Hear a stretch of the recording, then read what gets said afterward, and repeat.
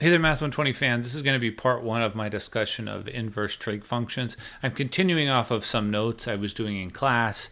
I mostly had just finished the motivation, and I promised I would follow up with a video. So in this video, we're going to talk about what the inverse trig is, what arc sine, arc cosine, arc tangent are, their definitions. And then in part two, I'll talk about using them to find other solutions. I had you do an entry task where you had to read this and find the A, B, C, and D that go in this model. If you need more practice with that, please do that now. I then talked about how we can use that to quickly graph because we know what the D is, the midline or the mean. We know the amplitude, and we know where it starts. That's how you think about this. This is where it starts. By starts, it's where you cross the midline, the mean, and are going up. But the motivation of this story was the two questions. The direct plug-in question, and I had you plug in and find the temperature at 20 minutes. It was like about 414 degrees. And the inverse question of what do we do when this is equal to 440? And we just talked about that as an idea.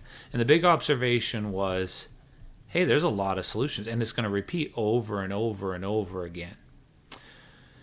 So that's the quick motivation for this. I said that we're going to call this the principal solution, the one that's closest to where you started. And the next one we're going to call the symmetric solution, the next furthest away, or symmetry solution. And then everything is a repeat from there. So there's the solution that's on your way up and a solution that's on your way down. So that's just more motivation. It's nice to see an example and understand, oh yeah, there are multiple times. If something's oscillating, there's multiple times at a given height. In our course, we're going to talk a lot about how you can use the graph to figure those out, but I'll mention some other things in my second video as well. Okay, I then did an example in class with just sine, so you could do it in a situation where we know the answer essentially, because if you look at your unit circle and I say when is sine equal to a half, you can see right away where that is. It's at pi over 6, and then again at 5 pi over 6. And you can just think about the unit circle. Where is the y value a half? And then it's going to repeat, in this case, every 2 pi, because that's how long the period is.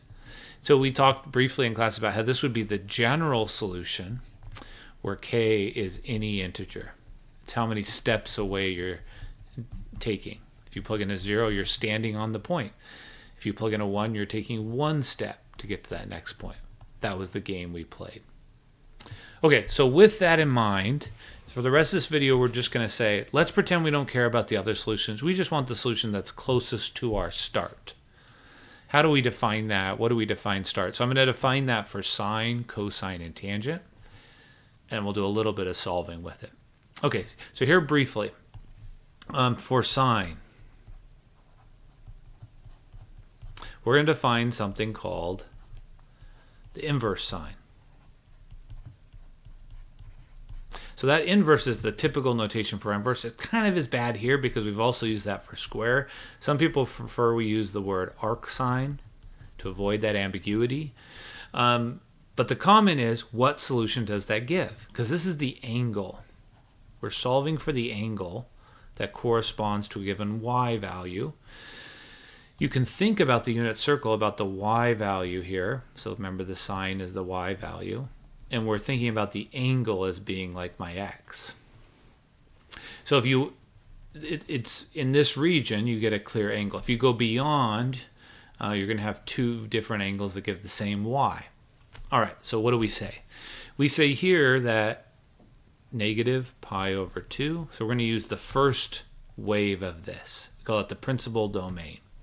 Before it repeats, the first part that passes the horizontal line test. If you go any further, it's not going to pass a horizontal line test. All right, that's the game. So we say x is between here and here, and that's the domain. That does mean the angle is going to be between there. And so the angle is going to be between negative 90 degrees and 90 degrees. The range for sine we know is between 1 and negative 1. That means the only thing you can plug in here is between negative 1 and 1. It doesn't make sense to ask when sine is equal to something beyond 1 because it never is. So if you remember the domain and range switch when you come over here, they're really saying the same thing. Okay, so then we can say the same thing for cosine. Cosine's kind of interesting because if I draw cosine, it goes up and down. So right away, it doesn't pass the horizontal line test. But someone decided long ago that, hey, if we're going to define this in our calculator, let's have it give the positive value instead of the negative. And that's why this is the principal domain. You go any further, you're going to repeat. And so they use 0 to pi. Okay, so on that domain, your calculator will give you the angle that corresponds to a given ratio, or in this case, you can think of it as x value. But it's going to be 0 to pi. The range is still -1 to 1. And you can think about it on the unit circle as the x-coordinate is what we're talking about. And when you're above here, the x-coordinate clearly goes with one particular angle. If you go beyond any of that, you're going to have an x-coordinate that you can get with two distinct angles. Okay. And then lastly, tangent, just to finish out the collection. Tangent is interesting because there's certain symmetries with tangent. When you jump between these quadrants, the first and third quadrant, tangent's the same. Because in one of them, sine and cosine are both positive, and one of them, sine and cosine, is both negative. If you switch here, these are the same. So instead of repeating every 2 pi, it repeats every pi. But that's beside the point. We're defining inverses here. So let's define our last inverse, y equals tangent of x. It's going to give an answer strictly between here, because it can't be equal to pi over 2. That's where our asymptotes are. The y value can be anything you want. If you think about it, you look at that picture. And that gives the following inverse. So the inverse is x equals arctangent. That's the game. That will give you one solution. So you just have to remember when you use this to solve any equation, you're just getting one solution. So in class, the next thing we were going to do is just solve.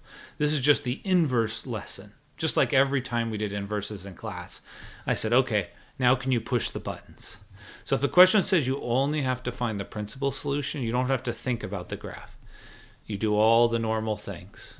You divide by 3. You hit the arctangent button. So I just wanted to talk mechanics. I'm going to bring my calculator friend in here. And that's it. So you're going to make sure you're in, for all of these, in radians, unless it otherwise specifies. Okay, I'm in radians. And I'm going to do second tangent 4 divided by 3. Done. You get this messy decimal. That's an angle in radians. So that's why you're getting this. That's it. You just have to recognize that's not all the solutions. This is only one of many, many, many solutions to this. But for now, I just want to focus on finding the one. All right, so let's do it again. Divide everything by 4. You get a fourth. Hit the arc sine button. So I like to do this first just to show you all the same things. Our general discussion of inverses, it's all the same stuff. So the answer to this, the principal solution to this, is this. This is one solution of many. And then you can type that in your calculator. So we're going to do arc cosine of 1/4 plus 1 divided by 2. Done. 1.15. About 1.1. And I have this in really small print in the corner of my notes if you want to try it yourself. This is what I intended to do in class. Now, normally I wouldn't do this, but I'll do what I intended to do in class. Is I was going to make students type in inverse sine of 3 and get domain error. Why am I getting domain error? Because sine can't go bigger than 1. We should have already known that. So all of these are the same thing. We're just slowly using our inverses. A lot of solving is using inverses in the right order. That's how we get rid of an exponential. This is how we get rid of a tangent.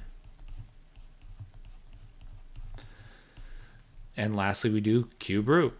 So this is x equals.